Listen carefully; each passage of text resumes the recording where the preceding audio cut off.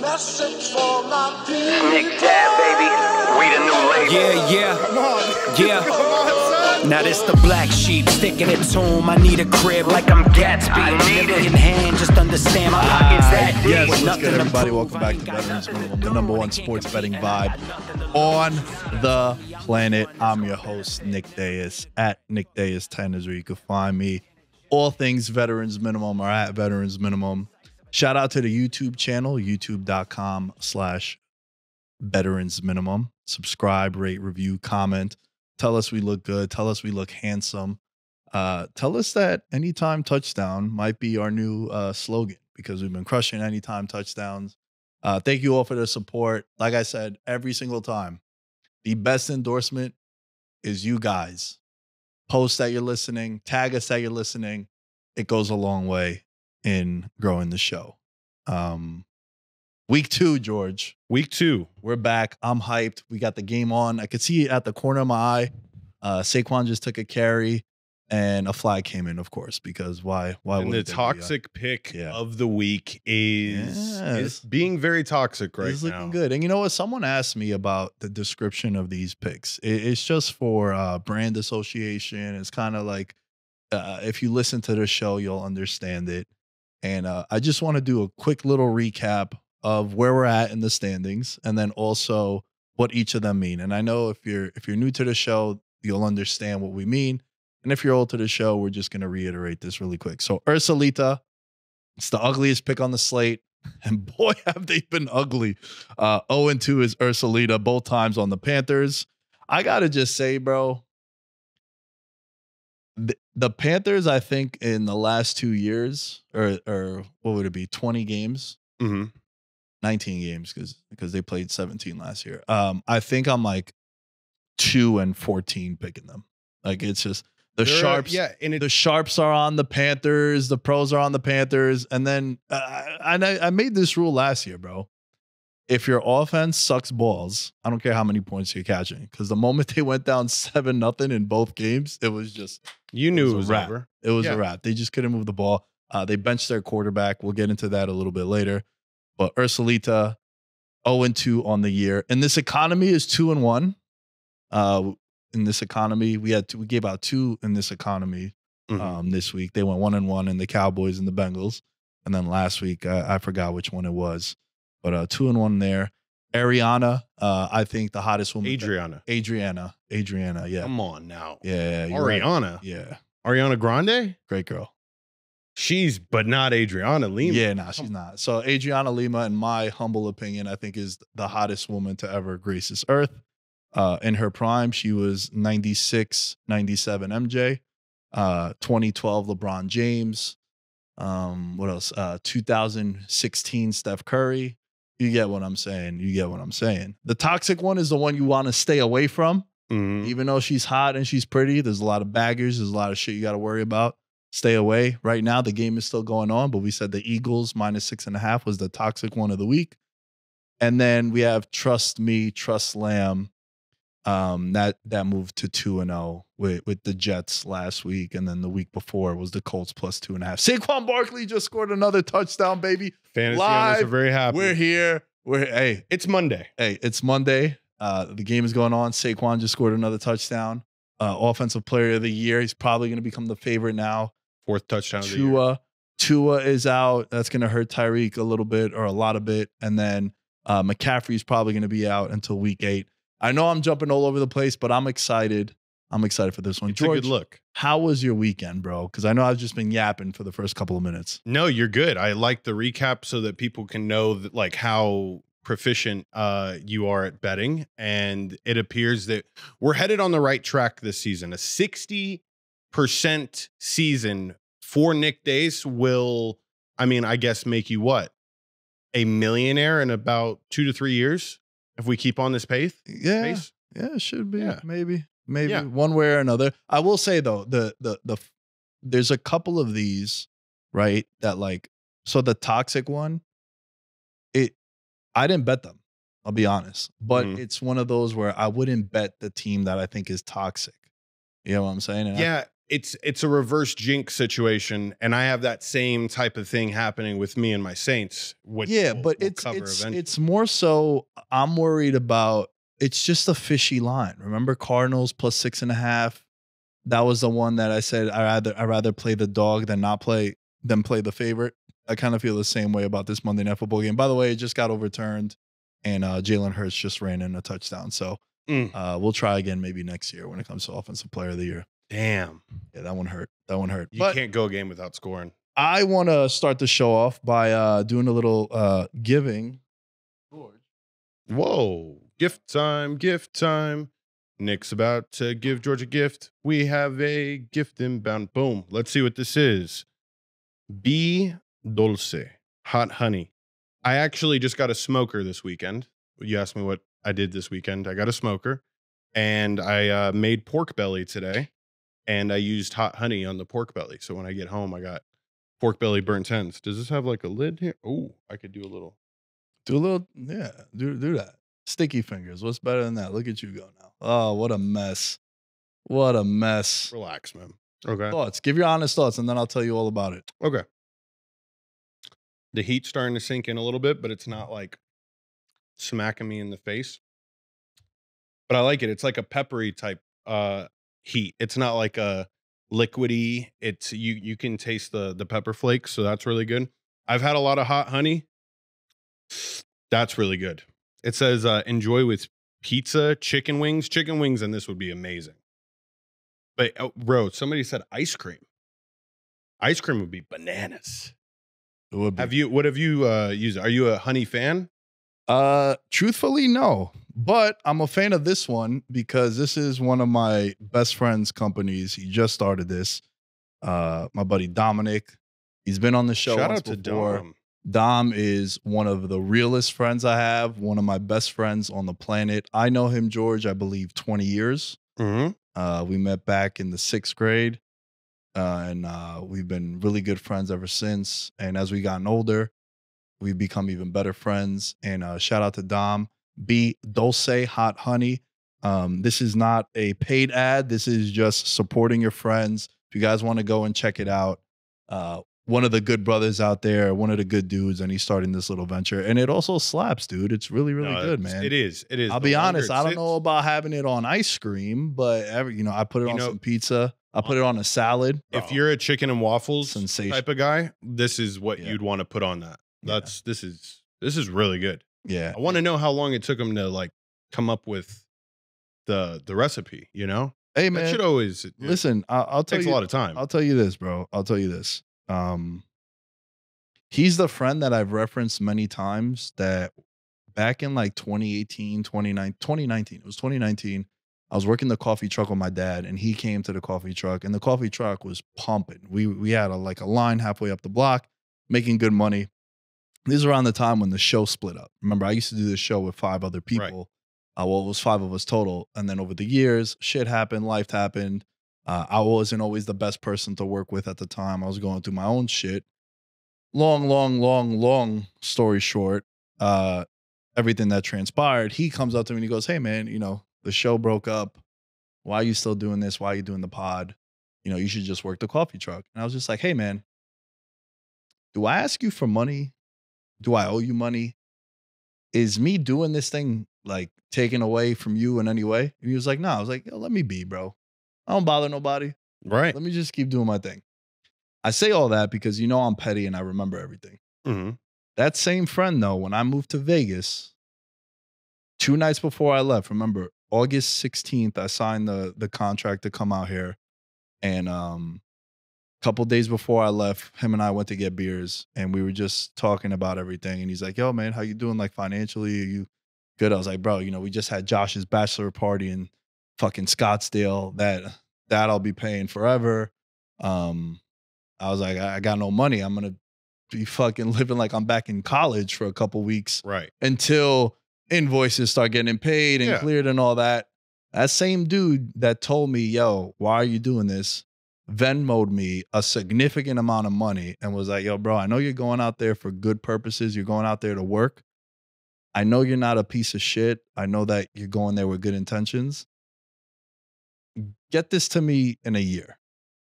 He's like, give it back to me in a year. Wow. And I know you're going there for good reasons. And obviously, it's always easier to share these conversations when debts have been paid back. And like I always say, Yeah, things work out. I dropped out of college, so it's easier for me to lead with those conversations. Now I wear it like a badge of honor. But I say all that in saying that, you know, I often hear conversations, George, on social media, and it's a topic I want to discuss with you, man, because like that's a real friend. You know what I mean? Like, as always, I never had to hear from 9 different people what he had to say about me or what he didn't like about me. I always heard it from him. And the people that I consider good friends in my life have always been like, yo, you know what, bro? You're a dick. Don't do that. Or don't wear that. Right. Or like, yo, show up to work in places like this, not looking like an asshole. Those are the people that I keep close to me and I consider good friends. And to start the conversation around that, I know every week we do fan questions and you guys have been enjoying it. We do have a fan question, but I wanted to ask you a question, George. How do you describe a great friend? A great friend is somebody that always messages you to hang out. I feel if they aren't trying to like get in communication with you, whether in person or like even through like Xbox and shit, I don't know. I feel like those become acquaintances. Friends go out of their way to make plans and try to see one another in person. I think another thing is a good friend comes with good times. So if you are a person that's always coming around with like the negative shit and you're not, I don't know, adding value in some sort of way, whether it be like comedic, it doesn't mean like you have to be loaded and rich. Like, yeah, I just want to be around somebody that I can enjoy the moment with. And there's no like confusion as to what the mission is. The mission's to have a good time. And that's what a good friend does. If you're the person that's always bitching and moaning, like, best believe I can't have those days around, days are limited that you're going to have a lot of friends. Yeah. You can't bitch and moan. Dude, it's funny, man. Dominic, he's set boundaries with me with our friendship where he's like, yo, bro, if you wanna play Madden, you wanna go watch the game at a bar, I'm down. I'll have as many drinks as you want. Don't come to me with your problems. Yeah. He's like, I got my own shit. He's like, I'm not that friend. And I can respect that. I want you to be honest with me. You're not gonna hurt my feelings, like I've said many times.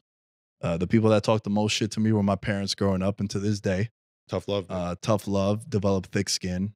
They set me up for success moving forward because they're like, yo, the world isn't gonna be nice. Not everyone's gonna like you. Shit's gonna happen. If your teacher is being a pain in the ass to you and it's February, guess what? June, you move on to the next grade, you don't see them again. Right. It'll be fine. Yeah. Right. And I respect that. To me, to add to what you said, I think one thing that's changed for me, bro, as I've gotten older is I used to neglect people and shove them away because of the time I've been friends with them. Mm-hmm. So a perfect example would be you. I know you now for 2 years since I moved to Vegas, and you're one of my really good friends. You're helping me build this brand out, and we see a lot of things the same way. We have the same goals and ambitions, and that's why I think this partnership is working. And in the past, I wouldn't open the door to someone that I just met and be like, yo, this is the man, prized possession. The trust level isn't there. Yeah, like that used to be my thing. Like, oh man, I know so and so longer, so he's a better friend. And then as you get older, you're like, man, that ain't the case, bro. No. Like how are they when they first meet you? Have they been dope the whole time that they met you? Have they switched up in any way? Have you been the reason that they switched up? It all depends. So that's one thing that like helped define friendship for me. Like as I've gotten older, it's like, man, just because I met someone like my buddy Dimitri, probably gonna be in my wedding party when I get married in about a decade to a 24-year-old from Medellin. That's goals, baby. It's like minus 300 that's gonna be the case. You know, we are a betting show. We're just being transparent here. Yes. But I met him when I moved to Vegas, right? Like, it's not that he's a better friend than someone that I know longer, but in the past, bro, I wouldn't even open the door to someone like that to be like, yeah, bro, like, come into this friend circle. So that's something for me, man. I always look at it as I need you to be honest with me. I need you to want the best interest in me, and like I said, you're not going to hurt my feelings, like I'll be fine. But I'd rather hear that. Yeah. And the thing, going back to Dominic, my buddy Dominic, who has his company, I mean, bro, you can always been a also- straight shooter, bro. Good friends also send significant amounts of money and you know, get you out of a jam, and you know, have that trust and faith in you. I mean, I'm just bringing it up because you brought it No, up. for sure. But yo, also like it doesn't. not the worst. You know, there's a bunch of people like you see some of these clips on social media, and they're like, "Oh, you don't have friends that could wire you 100K." Like, no, it's not only that, dude. It has nothing to True. do with financial purposes, maybe. And then those same people complain that people are only friends with them because they have money. It's the same argument I get into with these entrepreneur bros when they complain to me sometimes about like they have trouble dating and like relationships. It's like, bro, all you let the girl know is how much money you have and your status. It's like, no wonder why you always feel this way, because that's what you lead with. That's what your whole makeup is. And Yeah. it's kind of corny. Like, Zero game. yeah, no game, no swag, nothing. And that to me, when it comes to like friends also, man, it's like, yo, it doesn't matter what you can offer me as far as like financial shit. That's not, I've never been friends with people because of that. So Oh, very last thing, and I know we'll move off to this. Don't embarrass me. Like if you're a good friend, you avoid embarrassing like me in any situation. oh, bro. I mean, Listen, man. don't get me wrapped up into shit that I don't belong in. Oh, dude, let me tell you, if you're a good friend of mine, just know that if someone is yapping about you around me, like it's that stops. Or I'm gonna tell you, Yeah, because I've had that I've happen experienced too, this. where you experienced this firsthand. I had someone talking about someone that I'm really close with that they've always been cool with, and I was just like, yo, I'm gonna tell them. And they're like, really? You're a snitch. I was like, if that's what helps you sleep at night, cool. But I can't have the whole, hey, George, good to see you. Right. And then when George isn't there, it's like, I'm talking to Jeremiah, like, yo, George is a fucking piece of shit, dude. But then every time I see you, you're like, oh, George. Nah, man, I don't fuck with that at all, bro. I want you to keep the same energy in any aspect. And truth be told, I have one person that I'm not friends with anymore. We grew up together. And he straight up just told me, he's like, yo, I don't like you because I don't think you respect me. And I was like, yo, the feeling is mutual. And I fuck with him more than I do with some of the other people that I know talk when I'm not around. Yeah. Because at least I know. Yeah. You know what I'm saying? So like, to me, the embarrassing thing, bro, last thing on this topic, it's one of my like top 5 rules, bro. Like, don't embarrass me. In private, yeah, good. Like I've said, in public, bro, if you do some whack shit, I'm going to defend you in public. When us two are driving back from the bar, I'm like, yo, George, you're kind of an asshole back there, bro. But in public, nah, that's too much, man. Yeah. And I've seen it happen to people where like their girl might embarrass them in public and then it gets ugly. And then God knows what that conversation is back home. And then I've seen like best friends get into arguments in public. It's like, bro, keep that tucked. Wait until it's just us two and we could settle all that shit there. So That is is a very sus statement. that is Keep it tucked. hey man, that's What my little, a way to end the that's- friendship that's my conversation. little rant about friendships. Until you get back there, let it loose. Let's yeah, that was pretty crazy. All right, I want to discuss the Tua injury. Oh my God, Nick! I thought the first words out of my mouth is, "This is the last snap that Tua Tagovailoa is ever going to take." Okay. Do you feel that way? I don't think so, man. Can I tell you something that I think I don't know if it's gonna be controversial, but I know it's not the consensus because right now everyone is clamoring for him to retire. You made a whole video about this. Yeah. Oh well, with the jujitsu thing, right? You're talking Yeah. about? Well, yeah. I mean that the jujitsu wasn't going to help him there. What would have helped him there is basic quarterback fundamentals and sliding. Like every rule in the rule book is meant for the quarterback to be protected. And the thing that really upsets me about that injury is that it could have been avoided. 100%. And that's what's really frustrating about the injury. And obviously, when you parlay the fact that there's the injury history and how we've seen it on multiple occasions in big spots where he has the T-Rex arms and it looks very scary. And then the conversation is, dude gotta retire. I don't think he should retire. I think that play in particular could have been avoided. Let's not forget, he inflicted the punishment. And I was talking to Zach. He's a wrestling coach over at the gym I train at, and he was a D1 All-American wrestler. And I asked him because I know in football, and you would know this as a football guy, I didn't really tackle many people. I had 2 career tackles as a quarterback, and one was on a punt because I was a punter for our team, and then I threw a pick and I got a tackle. But I remember my coach always saying, "See what you hit." Like you never want to go and tackle with the crown of your head because you're not seeing. That's how you could get like paralyzed and shit. You get a spine injury. Paralyzed. That's all you need to know. Yeah, and I asked Zach, I was like, bro, is it the same kind of thing in wrestling? Like when you shoot, do you want to see? And he was like, man, that's a great question. He's like, some people teach it that way, some people don't. If it's a single leg, if it's a double leg, he started getting nerdy with the wrestling. Yeah. But I say all that could have been avoided. And that's what I think is the most frustrating thing. He could have slid, right? Yeah. Like I said, every rule is meant for you not to even, you can't even brush a quarterback on the top of the head because it'll be a flag, right? Personal foul. Mm-hmm. And his contract, he just signed his contract. If he was to retire, he'd still make over $100 million. Beautiful. Which is great. But dude, it's hard to just tell it. Like, this is what this guy loves to do and what he cares about doing. I wouldn't be mad at any decision that happens with him. Ultimately, it is his decision. I mean, but Nick, just think about this. And I maybe this is the fucked up part that I'll take it to. Ever since Tua's had these injuries, it just seems like their offense revolves around screen passes, a short game. And I don't think it's just because like that's Mike McDaniel's system. I think it's because you have a quarterback who, if he gets hit, even in the pocket, if he would have got sacked hard, that same shit would have happened, right? So I think it's in a way kind of limiting. And I don't think that the Dolphins are better off seeing this experiment continue. I mean, they won't be able to. I'm sure he's going to be out for a couple of weeks. He got off the field under his own power. That's great. But it's not a good situation for Miami. Like, you legitimately, as an organization now, have to think about what is our next plan moving forward. This is over.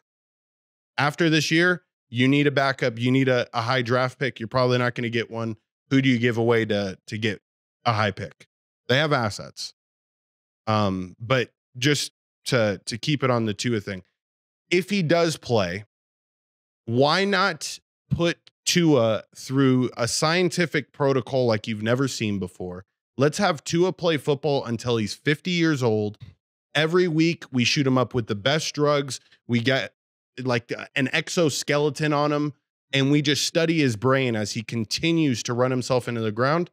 And in return, the NFL will pay out generations worth of money to the Tagovailoa family. I think that's a good call. Why not make him like generationally wealthy for real?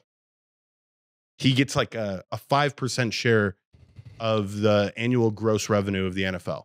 But Tua has to play every single game until he's 50. No concussion protocol anymore.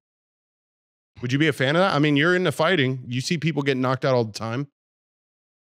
Are you not into the blood sport? Or does he need a rest period? I mean, he'll definitely. The other thing you need to factor in is the social media pressure. Because immediately when Antonio Pierce said it, yeah. Immediately the conversation was, "Do gotta retire, do gotta retire." He wasn't even off the field, and now tweets were flying left and right.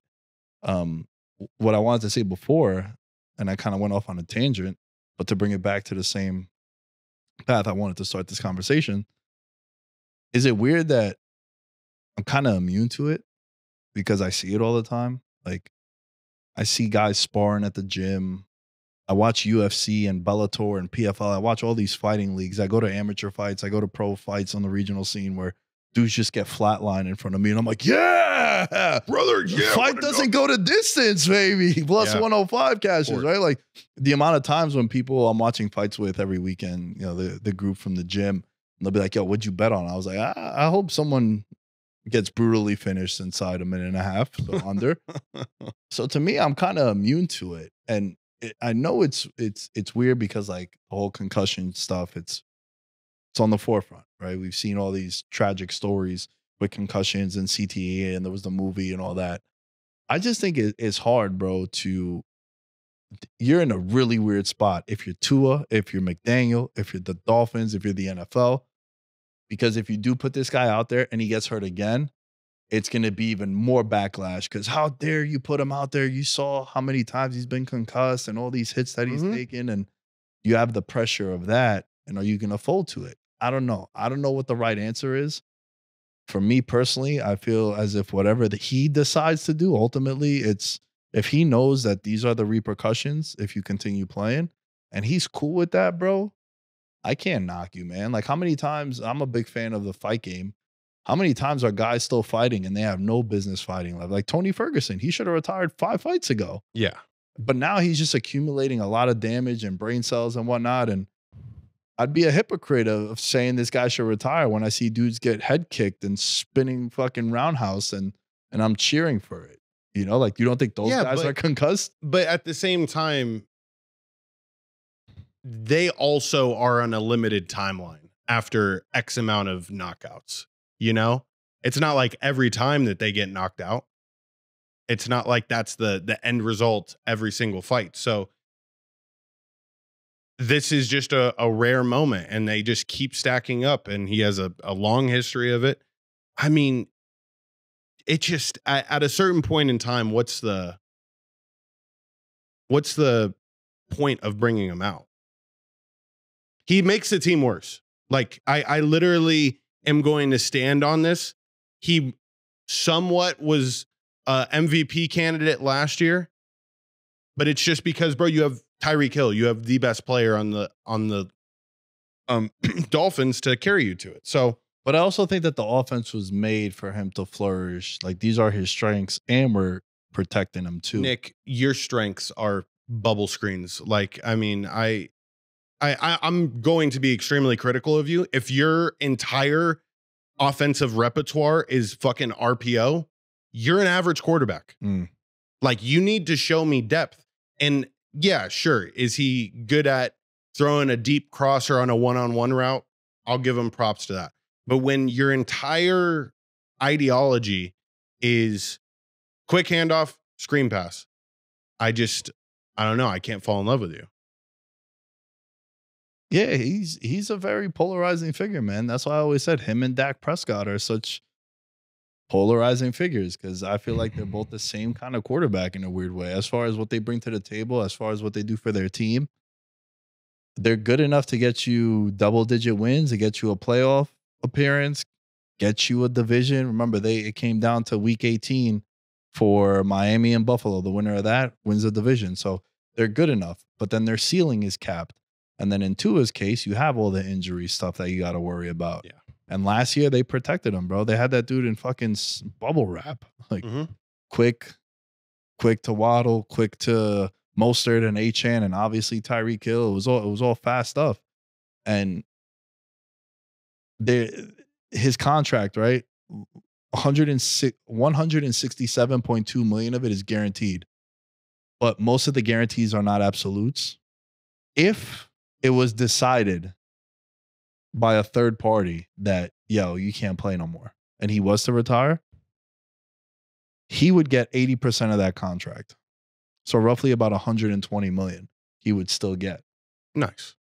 Unless you're an idiot, that's generational wealth. You should be fine. Yeah. Especially living in Florida, no state tax. And he'll be the face of football in Hawaii forever. Name a better Hawaiian football player. Listen, man, Troy Polamalu. Got you there.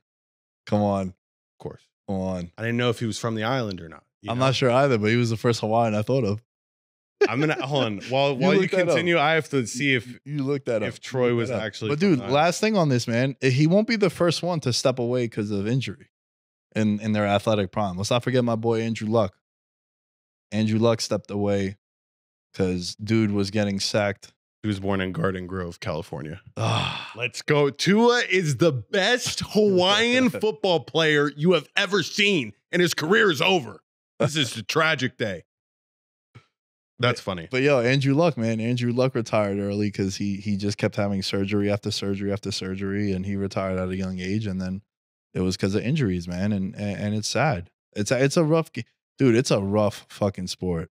Yeah, It's but they got a rough good sport. ride, bro. You get to be in the NFL. You soak it in. It's not going to last forever. It literally stands for not for long. It is a once in a lifetime experience. You're in, you're out. People forget about you a year to 2 years after it's over. Even when you're really, really, really, really good, people will forget about you. And you better hope you make it to Hall of Fame. We're a goldfish, Gold jacket. gold jacket, but this is the goldfish generation. People forget quick. Yeah. You ain't kidding, man. Yeah. And especially when you don't win, right? When you're not someone that wins championships, people definitely forget you. So let's see what happens with Tua. It's definitely going to be making headlines over the next couple of days until a decision gets made on what they decide they want to do with him. But George, before we get into some week 2 recap and this game I want to play with some of these 2-0 and 0-2 teams, let's go to Patreon. Support for the show comes from Patreon, and also all things Veterans Minimum are at Veterans Minimum. If you're watching this on YouTube, shout out to the thumbnail maker, shout out to the lower thirds maker, shout out to the banners that you're seeing on the videos. Hashtag pat yourself on the back because that's all me. Right? Look at that bicep over there, brother. We're in the gym. There you go. Kettlebells have been working. Oh. Patreon.com/Veterans Minimum. We got Daniel Gibson, Mahul Patel, Abel Rezin, Ben Coatsy, and Christopher Velasquez, Derek Plades, Dylan Chadwick, Jerry Shapiro, Jordan Riley, Mike Stevens, Nick Crummich, Thomas Robinson, and newest member of the Patreon, Alan Carafa. Thank you for your contributions to the Patreon. And shout out to also, we got Nico Rich and we got Jaleel Courage Mosey, my guy. That's my fullback on our flag football team. Shouts to Jaleel. Patreon.com/Veterans Minimum. We do have a fan question, but we're going to save that for next week. Not next week, for the Wednesday show, because we did sort of the friendship conversation to start. But I want to ask you this. Moving on over to week 2 fallout. Do you think if a team goes 0-2 that their season is over? No, because they added an extra game in the football season there, Nick. It's not over anymore. So since 2021, when they added a 7th playoff team, 21 times teams have started 0-2. So 21 times we've had teams start 0-2. Be more than that. I figured it would be more than that too. But right? I guess it's a 3-year span. Yeah. It's about like. How many of those teams made the playoffs if you had to guess? 5. Very close. I'll be honest with you. My initial thought was 8. Okay. It's 3. It's very rare. List them off. Who was it? The Texans last year, the Bengals in 22, and the Colts in 21. So 3 out of 21 teams made the playoffs after starting 0-2. It's basically over if you're 0-2. Yeah. And I want to ask you this. Of the 0-2 teams, which one would you buy stock on that you think it's not over? These teams are 0-2, but you're like, yo, you know what, man? I like what I've seen. Maybe the schedule is favorable. Would I I give you a boner if I said the Carolina Panthers to like validate your your picks lately? This dude in the Panthers. That's crazy. I can't with them. So that's obviously. Can I read you? Let me read you the teams that are 0-2. There's a lot. We got the Ravens, the Bengals, the Jaguars, the Colts, and the Titans. Only the Texans have won games in that division. You got the Denver Broncos. You got the New York Giants. You got the Carolina Panthers. And you got the LA Rams. Mind you, at the time we're recording, this Monday Night Football game has not concluded. So maybe the Falcons are on this list as well. So you have 1, 2, 3, 4, 5, 6, 7, 8, 9, potentially 10 teams that are 0-2. Which team would you buy stock on? I'm buying stock on the Baltimore Ravens. I don't care. I don't care.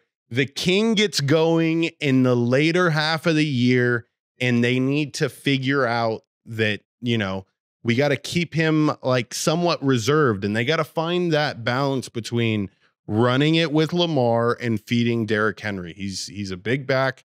He needs lots of carries to get going and wear down a defense.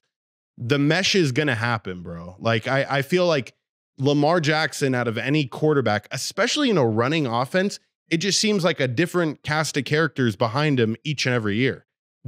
Hopefully this iteration of what they have going actually plays out. And I think that they're going to be extremely good when it matters most. If you were to tell me which Harbaugh brother would be 2-0, I definitely would have said the Ravens Harbaugh.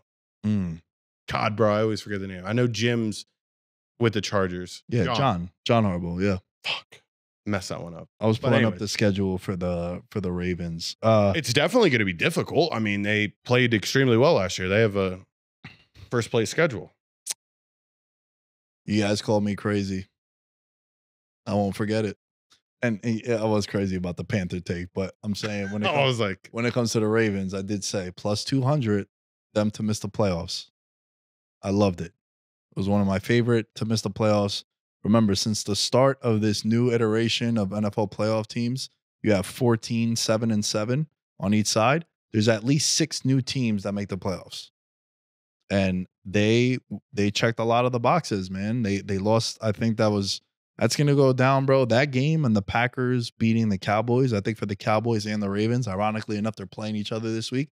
I think those are 2 like pivotal losses for them in the playoffs. That's going to define like this generation of the Ravens and the Cowboys. But for me, man, it's kind of doubling down on my preseason take that I think they're toast, dude. I think they're toast. Like they play at Dallas. They play a primetime game against the Bills. Yep. And they play at the Bengals. Yep. They play the Commanders at home, which you can't even assume that's a win because they were 9-point favorites. They were the Monday winner last week against the Raiders. And bro, I was watching the game with Jeremiah. Shouts to Jeremiah. He's in here with us. Watching the game. And bro, like the last 40 minutes, we weren't even paying attention to it. It just felt like they had the game covered. They were chilling. And then before you know it, it's like Gardner Minshew has the ball and they're pushing to tie this game with a field goal. We're like, when the fuck did this happen? Bro, it's the NFL. It was it's the witching hour. It's where losses become wins. And wins become losses, bro. Yo, we were watching the games and he goes, oh, the witching hour. Let's see how we get fucked on these bets. It always happens, bro. Always happens. Austin, a friend of ours, he came over to my house to drop off his laptop, bro. And I'm literally just watching me fucking go from 4-1 this week to 1-4. And he was just talking to me. You can't talk to me during the witching hour. I don't know how much jibber jabber you and Jeremiah were doing, but if you're at my house during the witching hour, you shut up, bro. And like it's the schedule doesn't get any easier. No, it's a difficult road for these guys. It's rough, man. And then after that, they play at Tampa, at Cleveland. They play Denver at home. They play Cincy at home on a short week. Then they play at Pittsburgh. They play at Chargers.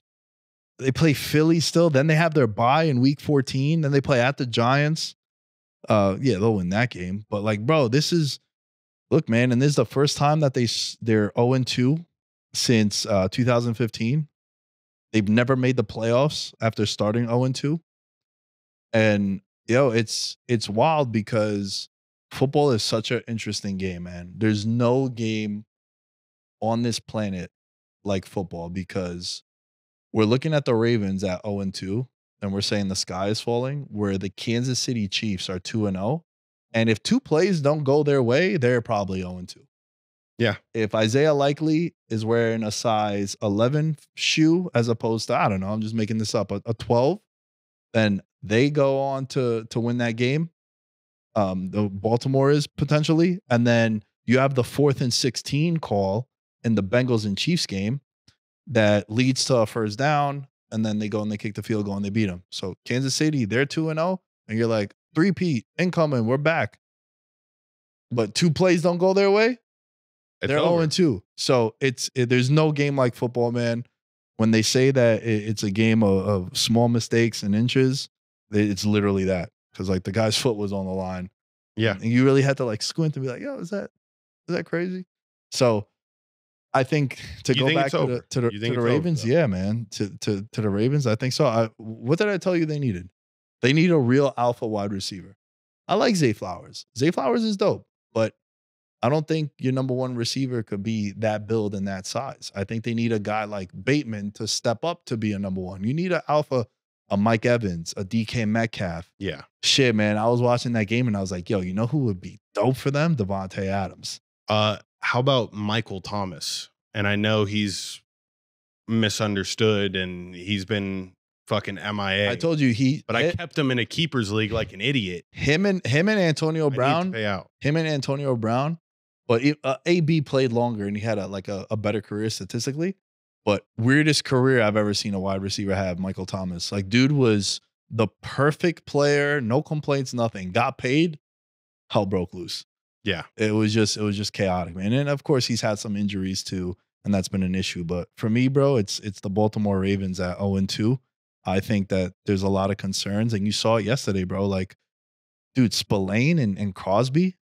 Yeah. Shout out to Crosby, man. Every week he's becoming a god in Vegas and with the Raiders because Gardner Minshew throws the pick. And remember, there was the hot mic earlier last week of the beat writers and the reporters sort of shitting on Gardner Minshew.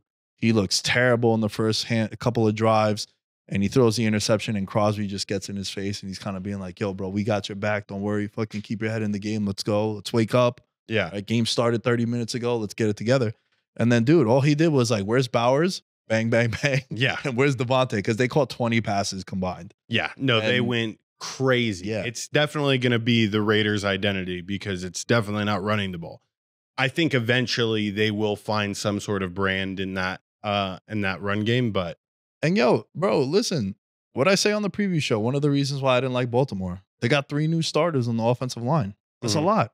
That's their strength last year was the offensive line and how they were running the ball. Number 1 rush team in the league. And now you're seeing some of those issues that they're having. And granted, look, Crosby's a beast, right? He had 5 quarterback pressures. He had a couple of sacks in that game too.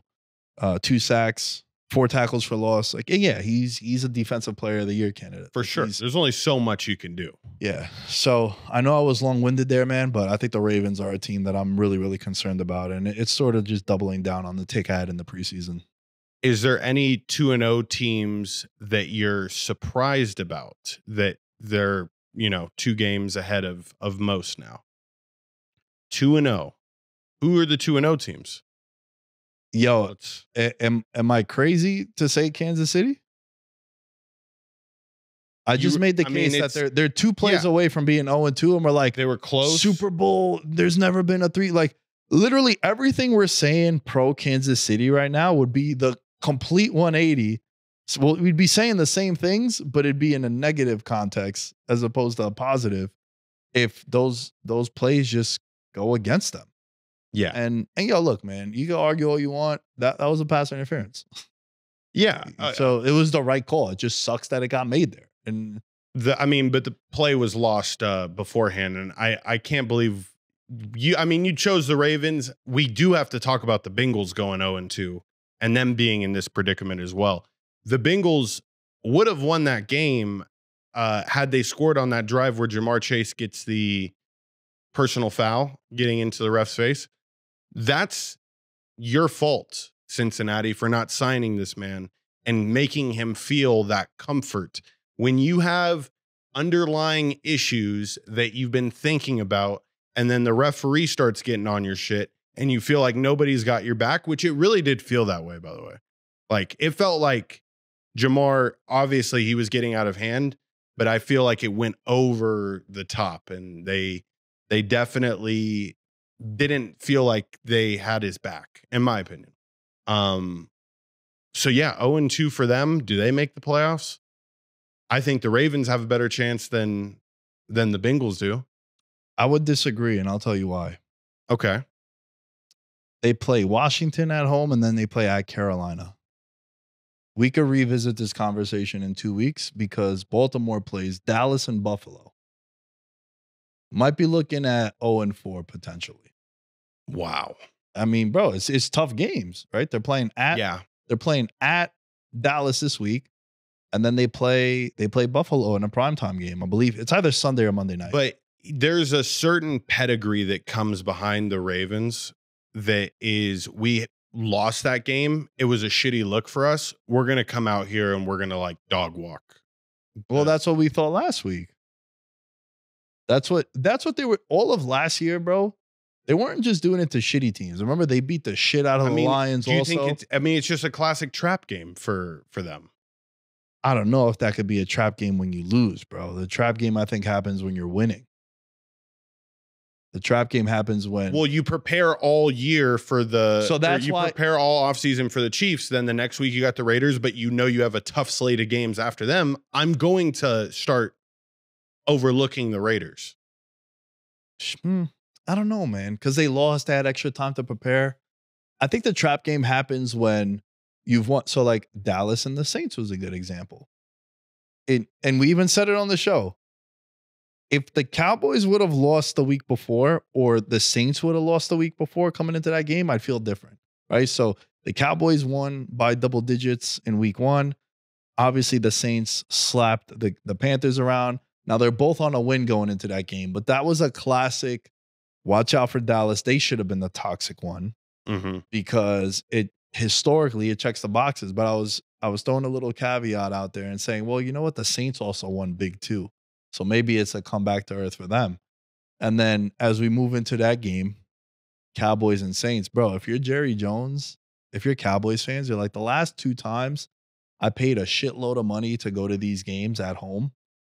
The game's been over in the first quarter.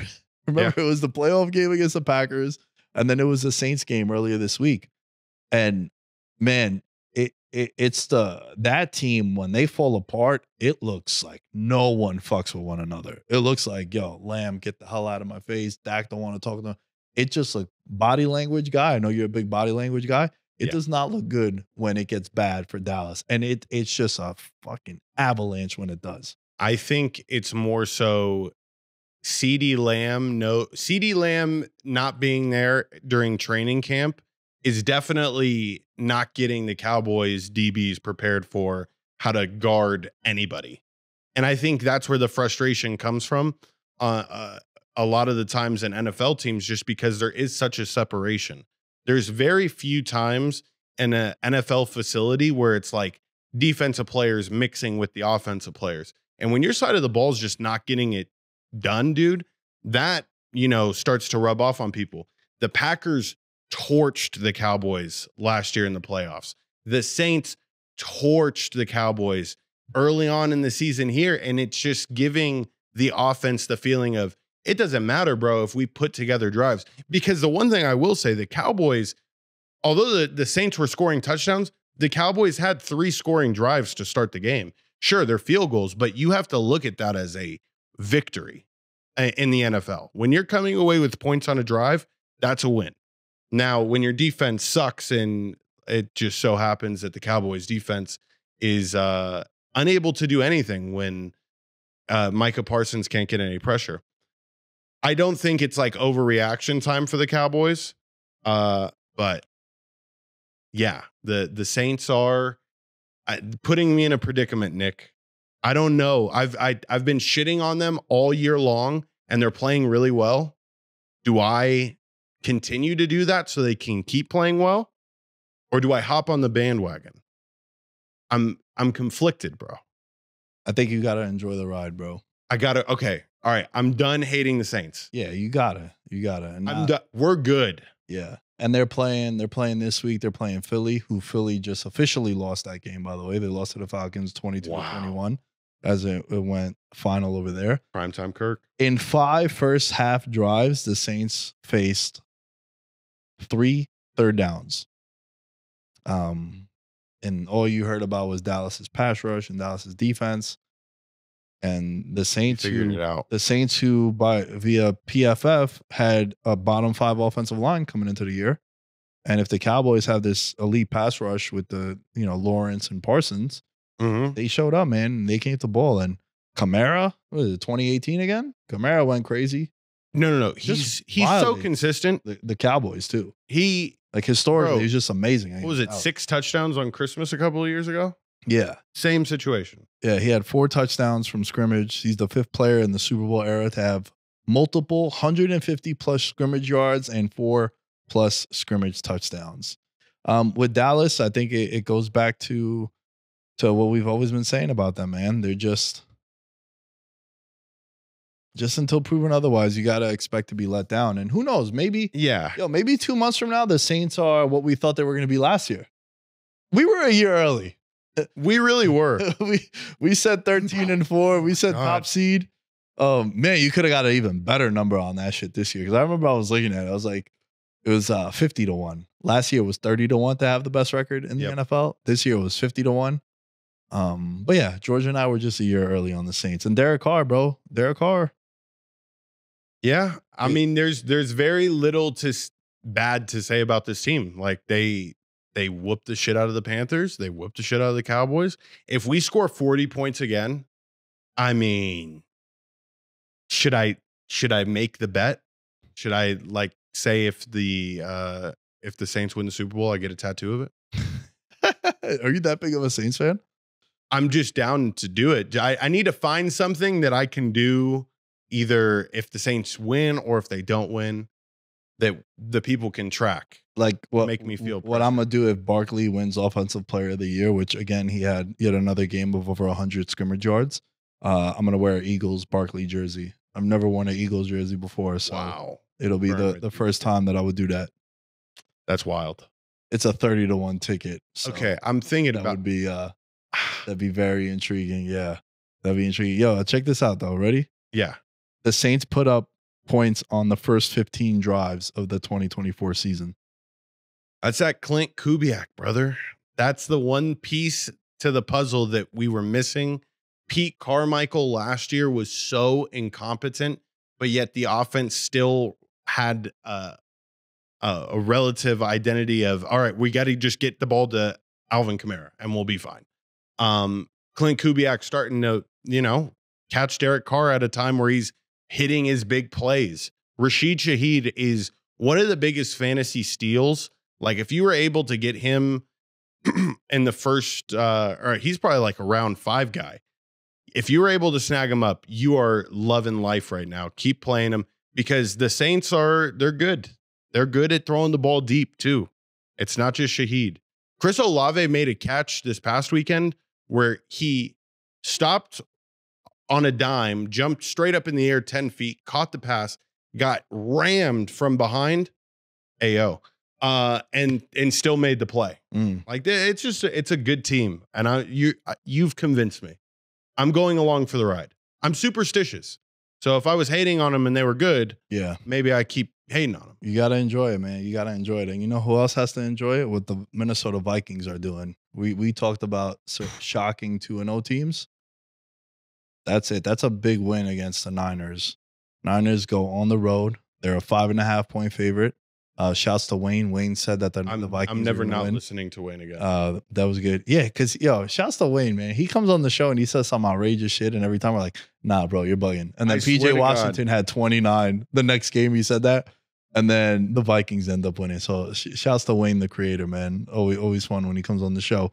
But not only are the Vikings 2-0, Sam Darnold is balling out. It must be nice to have the best wide receiver in the league. They connected on a 97-yard touchdown, which was absolutely perfect. I know Jefferson got hurt, so we're going to need to wait and see what exactly the extent of that injury is going to be. But dude, sometimes you just want to be loved, bro. And that's what it seemed like. But the Vikings, when he walked into the locker room, I saw because my buddy Alan, shouts to Alan Sturck, he'll be on the show in a couple of weeks, but he was actually at the Falcons Monday Night Football game in Philly, but he reposted a video because he has a soft spot for the Vikings. He posted one of his beat writer friends was showing a video of Sam Darnold walking into the locker room, and all the team was like, yeah, Sam, let's get it, Sam. And you're like, holy shit, man, they're rallying behind this dude. He wasn't expected to start. And look, I don't want to get too excited because he was 3-0 with the Panthers not too long ago. And then I think they lost like 8 in a row. It was something ridiculous. But it seems like they like him over there, man, and that goes a long way when you go out on the field and you're actually happy for that guy and you're willing to go to war for him. Right. And if we could just stay on the ISO on this one, because this is definitely going to get clipped. I would like everyone in the comments to apologize to me at this very moment because I said Brandon Ayuk is the fourth option on the Niners.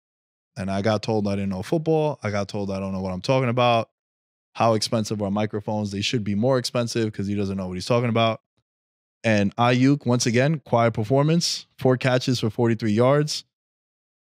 George Kittle, if you watch them play, the passing reads are George Kittle, it's Debo, and then it's Ayuk. And then when McCaffrey's in the game, Ayuk comes down to the fourth option. So the fact that he got paid the money he did, God bless him, all power to you. You know I'm pro player. But on the flip side, that's a wild contract. That's why Jamar Chase acts the way he does.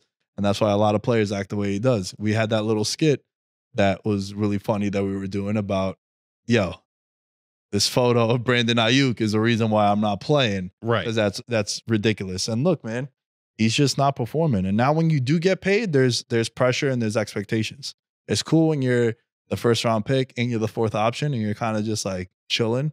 Oh shit, he had 1,100 yards. That's dope. Well, now you're making $30+ million. Now we need you to perform. And once again, man, on the road, Brock Purdy, most of his losses tend to come on the road.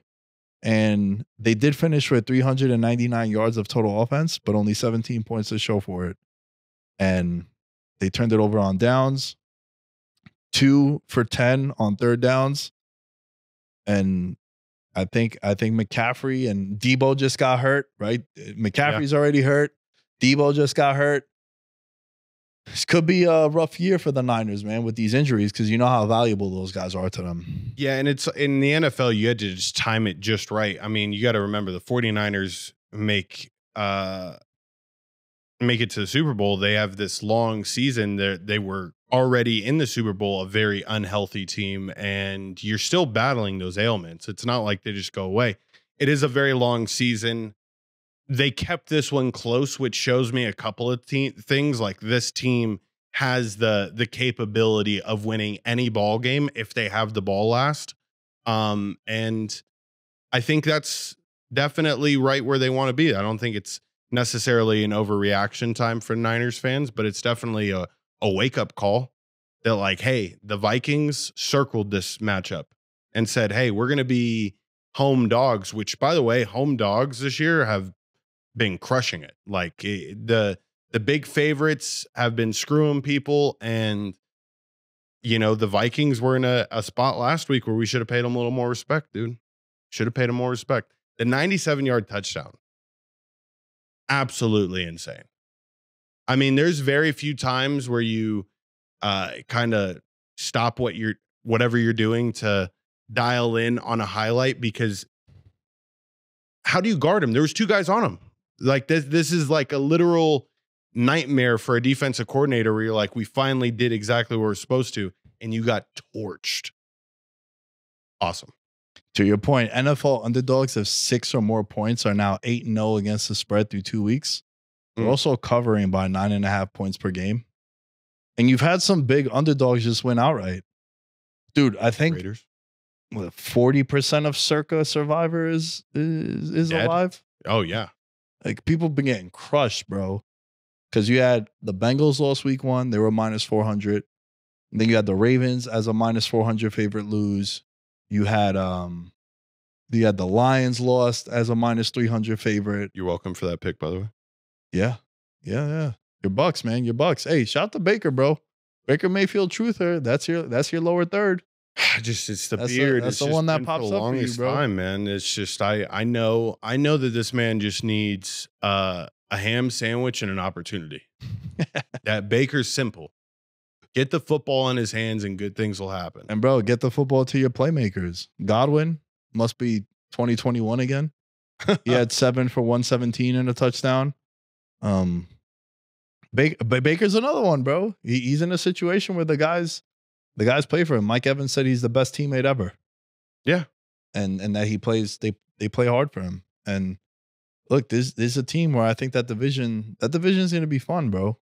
You know, Saints are playing well. Bucks are playing well. Falcons now are 1-1. We got the Red Rocket coming in. Andy Dalton for the Carolina Panthers. I was finally gonna start. We're so back, baby. The division lives. Yeah, I know. The NFC South is just, I mean, the epitome of just a garbage pit. Very similar to the NFC East. Bro, listen, listen. Let me tell you this. ISO. Thank you. Great cut, Brian. You're a wizard at what you do. The Panthers are beating the Raiders this week.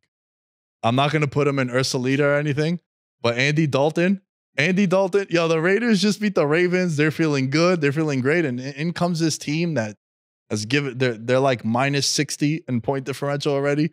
It is bad. They just benched their number 1 draft pick. And Andy Dalton's coming in, and I'm telling you, bro, this is deja vu. I'm having deja vu of when the Colts beat the Raiders when Jeff Saturday came in as the head coach, and they were a 6-point underdog. I'm telling you, bro. Listen, I'm not gonna make it an official pick, but it's gonna be one of those things where if it does happen, you know I'm gonna take a victory lap. But they're gonna beat the Raiders this week. Be careful with your eliminator pools, bro. I'm just telling you, just be careful. I know everyone's like, yo, the Panthers on my don't bet list. I'm not doing it again. And I could tell already that they're on my no bet list. I had a conversation with Cameron. I said, as a matter of fact, we were like, I'm sitting there with Cameron. We're talking about our picks. We go 2-3 this past week. We're like, what have we learned?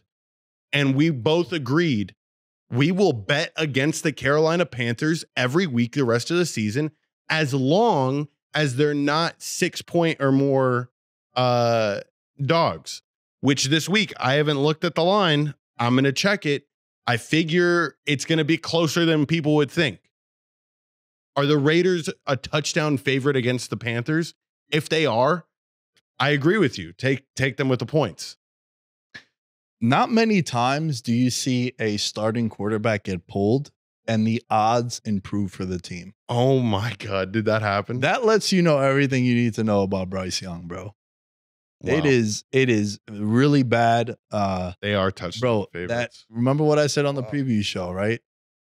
Ladies, I understand. You want someone over 6 foot. I get it.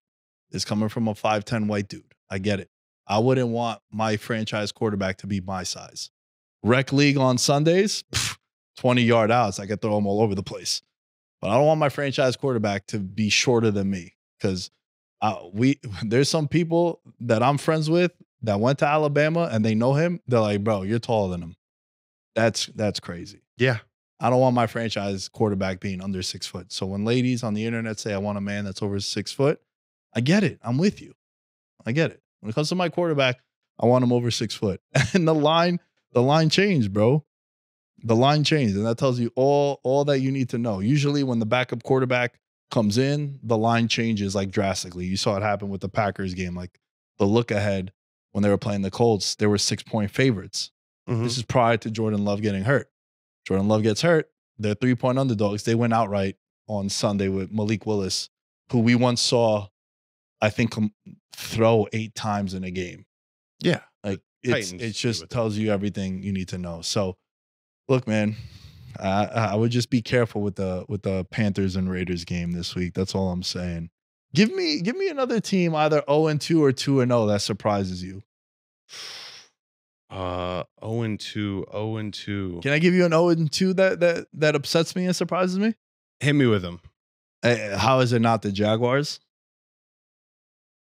Okay, I had prepared a rant for this because it's like, at what point in time, Trevor Lawrence, Doug Peterson, do you figure this out? Your offense cannot continually be the weak point, and we're relying on Josh Allen Hines to be the star of our franchise. When the star of your franchise changes his name legally because of another NFL football player being more popular than him, and he's the face of your franchise, the best player that you guys have, that's a bad spot. You have a name changer. That's, dare I say, that's not a man move. But it's tough for me to think that Trevor Lawrence is the man. Doug Peterson with his fucking readers on the sidelines, it's a bad look. He when his offense isn't working and he has his readers on reading his play sheet, it is one of the ugliest looking coaches in the league. I'm like, without a doubt. Let me tell you something interesting. 5 years, $275 million contract extension is what Trevor Lawrence signed with the Jaguars. And at halftime, week 2, the punter for the Lions had more passing yards than him in the first half. Bro, listen, man, I'm going to just spoil the Wednesday show. The Thursday show. George and I are doing a segment called Are You Happy? And it's basically the team and the fan base with their quarterback. He's going to be a main talking point on this one. Because, dude, I don't know if you could be happy, man. Like, listen, bro. What happened to Christian Kirk? This guy was getting 10 targets a game last year, and now he's getting 2. Right. And you draft a first-round wide receiver in Brian Thomas, and he's from LSU, so you know immediately he's going to be dope because it's wide receiver you. Them unlike Ohio State. And it's just they're 0-2, and they're just lifeless, you know? And I don't know, man. They were up 2 touchdowns with Etienne running into the end zone, and then he fumbled against the Dolphins, and then it's been a nightmare since. Mm-hmm. And it just doesn't look good, bro. It doesn't look good. Like they can't get out their way. Cleveland doubled them in accepted penalties, and it didn't even matter. 2 roughing the passer penalties on goal-to-goal situations. This is just a poorly coached team, and there's a dude who's won a Super Bowl. Yeah. I'm concerned with them. And also, you got to remember, a lot of these, this segment in particular, I think you have to bring your preseason bias into it too. Like they were my AFC South division pick. Mm-hmm. So yeah, it's shocking and disappointing. Yeah. I mean, rough. No, I'm with you. I really was hoping to see the Jaguars just be high powered on offense. Like Travis Etienne, it's the same old shit. Like they really have no identity. It's frustrating to see. You know who looks identical from last year? And this was the 2-0 team that has shocked the shit out of me. And it's the Pittsburgh Steelers.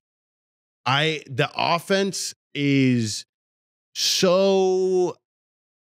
it's so Arthur Smith. It's like gross, right? Maybe we thought it was Desmond Ritter's fault and that he point shaved last year, but it's not. It doesn't matter if it's Desmond Ridder or Justin Fields. In the red zone, they catch colds, and they're just blessed to have the defense that they have. Like, for real. If they did not have TJ Watt, they might be 0-2. Most valuable non-offensive player in the league is TJ Watt from a point spread. That guy's not in there. It is a 2-point swing against the spread. The numbers with him in the lineup and him not in the lineup, or him even on the sidelines for plays. Dude, I remember I went to the Steelers-Raiders game last year, and he stepped off the field for like 2 plays to just get Gatorade, and he's holding his helmet. He's just drinking Gatorade, and the Raiders just had like back-to-back 20-yard plays. And they're like, yo, get your ass back out there. Yeah. Immediately. And then I think he got a sack also. It was crazy because he was going like this, and the whole crowd at Allegiant was going nuts for him because it was like 70% Steeler fans. Right. But I want to mention that game because here on Veterans Minimum, I know we're a sports betting show, and accusations could be could be taken out of context and maybe could lead to other things. But Greg Dulcich, that guy might be point shaving, bro, because he must have dropped like 4 like right in the breadbasket, bro, from Bo Nix. And look, it's been shaky for Bo Nix. He played better in the second half than he did in the first half, but he had man. I think you know what else with that game, and it kind of ties into a lot of things. And I was posting about this on Twitter. If you have a shit offensive line, bro, it is so devastating to watch. And man, there's like half the league has bad offensive line play. Mm-hmm.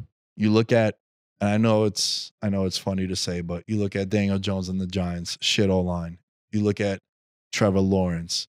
You look at Bo Nix, Bryce Young, Caleb Williams. Man, when you have a bad O-line, Pat Mahomes way back in the Super Bowl, Joe Burrow and the Bengals before they made their improvements. Like when you have a bad O-line, bro, these teams got to go and get ready, send some people down to Arkansas. There's a left tackle over there, Junior, Carmona Jr., baby, 5'5", double nickel. That's what you need to spend a first round pick, protect your 275 million plus asset.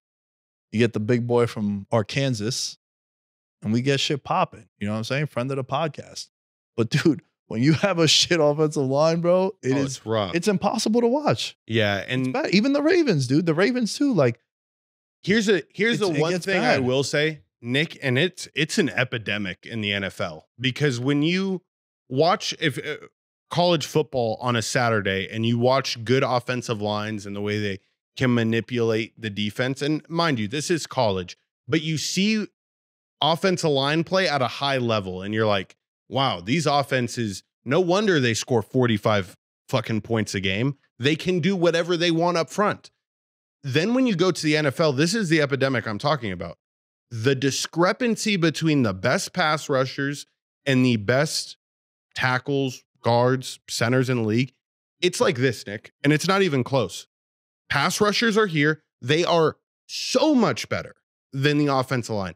And these guys on the offense, they're limited in what they are able to do. They hold on every play, and they still get their ass kicked. I was telling my brother, I was like, bro, it's nuts to watch, because he beats himself up. You have a couple of bad plays in college, it means something, right? Because if you are of that caliber, you don't fuck up. You know what I mean? Like, you are ready to rock and roll for the next level.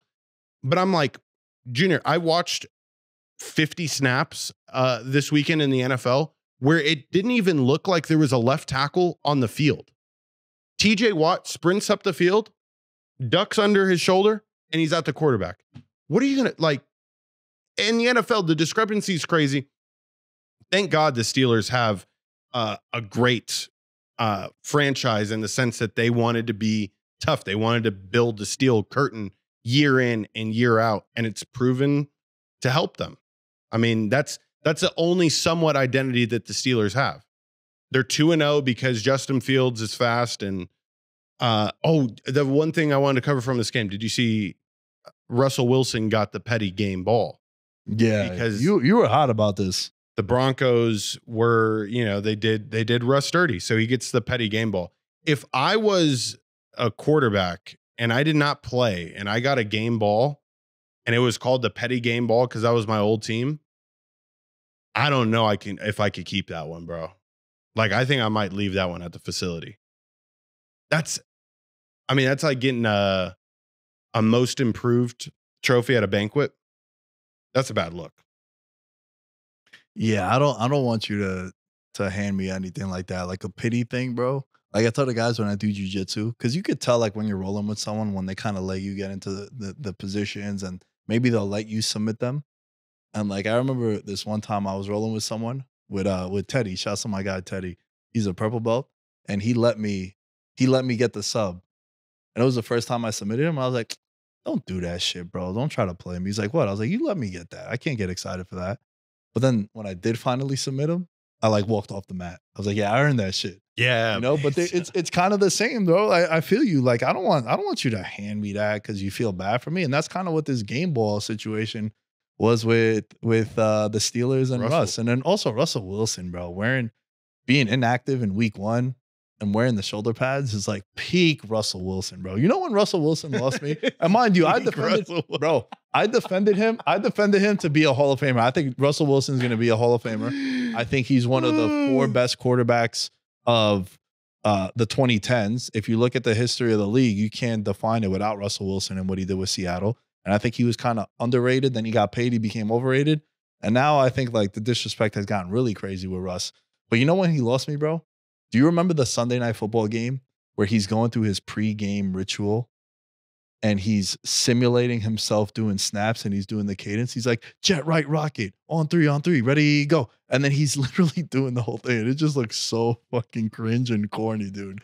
I couldn't do that. It was when he was with the Seahawks. I'm going to have to find the clip so I can air it underneath this clip that you guys are watching now. Yeah. But it was bad, man. But yeah, I agree with you, bro. I don't want that petty shit at all. Yeah, that's not my thing. All right, I want to end with this. Mm-hmm. Why couldn't all the awards just end now, bro? Okay. You're gonna say Marvin Harrison. He had a dog shit week 1. Dog shit week 1. we come on the show and we say, hey, man, if this guy ends up being a bust, because again, it was week one overreactions. We said, yo, we're never using the term generational talent again. We're not doing that. Good call on us too, saying that the Cardinals are going to be one of the funnest teams to watch this year, because I think the Rams, they lost Cooper Kupp. They didn't have Puka. Stafford was getting blitzed. And their secondary. It was bad. But I think the Cardinals are going to be the funnest team to watch, bro, because Kyler Murray is back doing the Kyler shit. They have a lot of weapons on offense that they like. Marvin Harrison is going to end up being a superstar, but like James Conner's been in the league for so long, but he's a 1,000-yard running back, 10 touchdowns. He's solid. McBride, Dortch also. This is a fun team, right? And we said, yo, if Marvin Harrison Jr. doesn't become what everyone says, we can't use the term generational again. And he had 4 catches for 133 yards and 2 touchdowns in the first half. I believe first quarter, actually. Yeah, I think it was the first quarter. At the time of recording, he is tied with Jaden Daniels for Offensive Rookie of the Year at the moment. Defensive Player of the Year, it's a tie between Aiden Hutchinson and TJ Watt. Remember, Aiden was, I think we both agreed on Defensive Player of the Year. You had Max. Yeah, I had Mad Max. All right, he had a rough week one, but he'll come back around. Josh Allen, in some places, is the current MVP favorite. And then Offensive Player of the Year, it's tied between Barkley and Tyreek Hill at the time that we're recording, but Tyreek Hill just lost Tua. Why couldn't it just end now? We probably have a 3-for-3. Yeah, I feel really it's good one about of those this, man. things. Just stay healthy, bro. Yeah. Stay healthy, but maybe like just know that we got to weather the storm at some point in time, like week 8 through 12. You know, Allen is going to throw like 7 straight games with an intel. You know, they're going to slowly start going down, but that's right where we want to be, right? Yeah, you don't want to peak week 12. Yeah. You want to be like second or third week 12, and then you have a big upswing. Primetime games. We looked for this. Yeah, we said it, man. We said it for this stuff. We're gonna have to. I'm gonna do that for the next show. I want to get an idea of what are the primetime games a week before Christmas. Week 15, 16, 17. Do we have Dallas and Philly on Monday Night Football? Should we just like predict exactly what we think is going to happen and just do a show based on like those predictions? We record a show in the future. Well, we did that with the clips of the Saints from last year. We're just airing those clips back of them having the best record. Oh, man. This is... How do you want to end the show, bro? Tell me how you want to end the show. What's one more thing you want to discuss? Okay, I had one more. Because we do have Monday winners that we'll end the show on. But what would you say? Fallout from week 2 as we move forward. What was your biggest takeaway? I got everything off my chest about Jamar Chase and the Bengals. Oh, the Patriots. I covered with the Patriots this week. I'm the hook. Bro, dare I say, I am going to fall in love with this Patriots team. Like they've fallen off the face of the earth after Brady left, and it was the shitty Mac Jones days. I like Jacoby Brissett.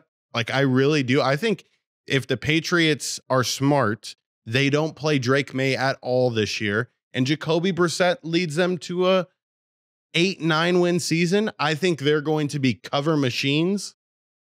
I'm a big fan of the Patriots. I'm looking forward to cheering for them the rest of the year. What about you? I want to mention one thing about the Patriots, man. Christian Gonzalez, shout out to my Colombian brother. I'm not Colombian, but my kids are going to be. So we're just planning ahead like we've been doing on this whole show. Dude's been shutting down every elite wide receiver he's gone up against. If you go back to last year, week 1, only 4 catches for 69 yards for A.J. Brown and Devontae Smith in one-on-one coverage. Tyreek Hill had 0 receptions, and he had 1 interception on him last year. Jalen Waddle had 1 catch for 15 yards. Garrett Wilson had 3 catches for 18 yards. And then remember, he got hurt. And what he's been doing so far this year in the first 2 games has been amazing. Like, he shut down Jamar Chase. And then there was a little mix-up, but Kyle Duggar, the safety, took blame on that one because it looked worse that it was on Christian Gonzalez at DK Metcalf. Right. But like, yo, dude, he's a beast. And I remember you were saying that on the preview show, how, yo, you can have a year that even if your team does win 4 or 5 games, they were the favorite to have the worst record in the league. you could be like the bright shining star for this defense and then moving forward. Just So, like how the Cardinals were last year. yeah. The exact prototype. Yeah. So shout out to him, man. But Monday winners? Monday winners time, Nick. All right. Talk to me. What do you got? Monday winners. Do you want me to go first? Yeah. Hit me with yours first while I look at what week 3's got. Okay. So I want to mention that there's been a lot of line shifts based on quarterback news, right? So I'll give you an example. The Seahawks were 3-point underdogs in the look-ahead line against the Miami Dolphins. They're now 6-point favorites because obviously you don't have Tua. Obviously, Seattle. I believe Seattle is 2-0. Yeah. Right? Or am I bugging? No, they went week 1. Shit. Who they play week 1? Seattle is Seattle's 2-0. My division winner, by the way. Seattle Seahawks at plus 650. So far, so good. So Seattle's at home. They're playing Miami. The line change was significant there. I'm not saying that's my Monday winner. I also want to mention the same thing happened in the Packers game. Obviously, because you have Malik Willis revenge. He's going into Tennessee. And I think for me, bro, the game that I am going to say is my Monday winner, I'm going to go with Philly plus 1.5. This is a line change right there. What did we always say? Good teams that lose on prime time, we back them the next week. They were 3-point favorites. They play your Saints, who are on cloud 9. They're playing at home. The Saints were 3-point underdogs. Now they are 1.5-point favorites. I think that's a reaction to the Saints through the first 2 weeks. Philly just lost on prime time.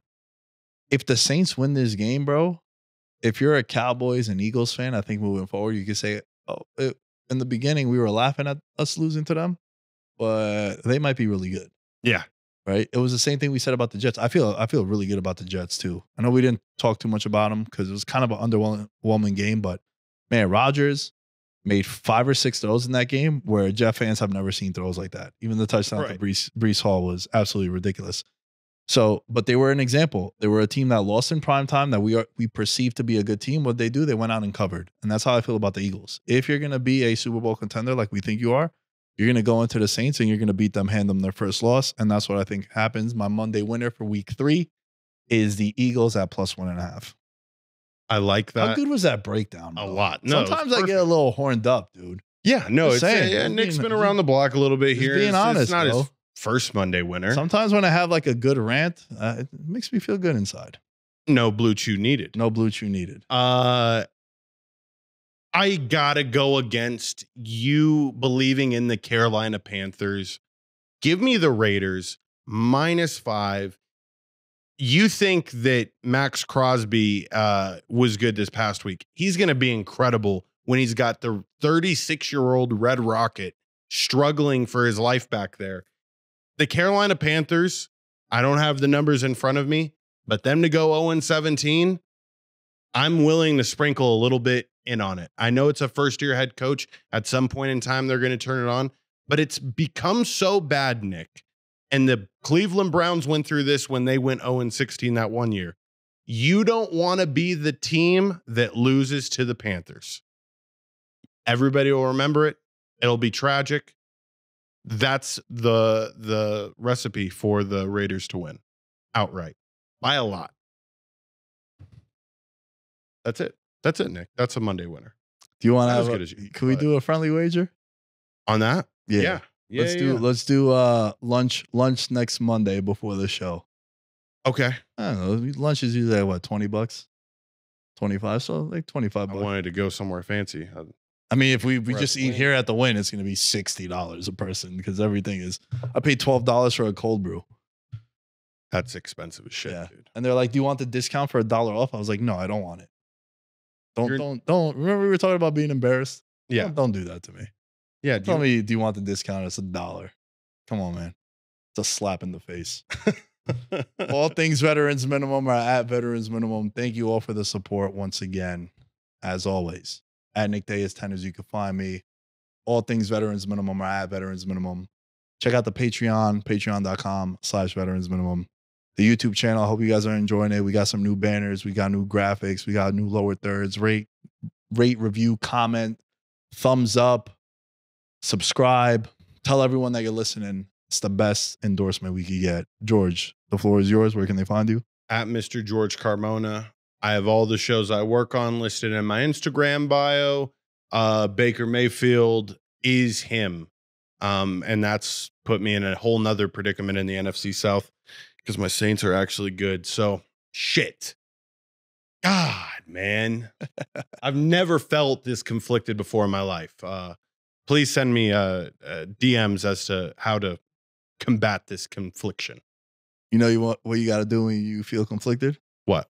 Crank one out like a champion, baby. We'll see you guys next time. Beat your meat. In his element, I'm a gold medalist, bronze like your medal is. So many deer in headlights, but it's bedtime. Hear that supper bell, main course, be the venison. Dab. Most dangerous game. Either kill or be killed.